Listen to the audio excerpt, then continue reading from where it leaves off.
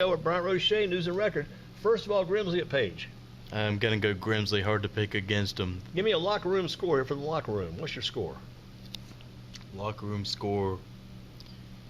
I'm going to go with, I'll say 45-10. 45-10. Coach Norris had 49-14. I had 42-7. You got 45-10. But I'm going to say for the first time in a little while, this will not be a running clock game. No running clock. That's a good point to put in there. What about Smith at Ragsdale? That's my number 2 game. Gonna go with Smith. Too much chook. Smith to win it. You got it. Too much took. Chook. Chook. Took. Took is still with High Point Christian. Took there and Chook. Chukwamakwa. I mentioned to him Mezi Uzachukwa, who was at Northeast years ago. Yeah, but played basketball at Northeast. And Uzachukwa, put them all together, that'd be an interesting combination there. If you had those two guys starting in the backcourt, well, Messier was starting the front court. He was a forward. You're going to have him probably in your top 25 team in the future, possibly. It's coming down the road. Southwest at Dudley. Dudley and Dudley Big. Dudley Big. How about Northwest at East Forsyth? Tough run right now for Northwest.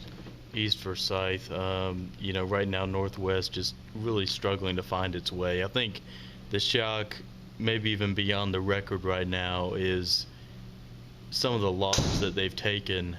In East Forsyth, they played West Forsyth last week, but East Forsyth isn't a whole lot easier. This might be every bit as tough a game for them as West was last week. What about your High Point Andrews at Central Davis? And Central Davis is 7-1, Andrews 6-1. Central Davis beat Randleman pretty bad. Randleman beat Andrews. I'm gonna pick Central Davidson here, although I'm really looking forward to this contest. Big matchup there. That's one of his big games on his list, I'm sure too. Randleman, High Point, Central. Central still getting score this season. Hasn't scored yet. Central. Gonna pick Randleman. Unfortunate start for Coach David and Central this year. Tigers, Randleman at Central. Then we've got the Falcons, Southeast at Northeast. Gonna pick Northeast. Northeast to win the homecoming. I think they've got vengeance, and I think Hall gives them a pregame speech. I'm going with Northeast. The big speech pregame at Northeast. Eastern Guilford at Asheboro. Eastern Guilford 4-3. Asheboro 5-2. Asheboro's lost 2 straight. Comments 2 straight losses. 2 straight losses, but they've been to some pretty good football teams. But I gotta admit, this game on paper, I think this is gonna be a very close game. I'm gonna pick you got 2 really good dual threat quarterbacks on both sides here. I really think this could be a 50-50 ball game, but I'll tell you what, I'm going to go with Eastern. Their defense has played really well lately.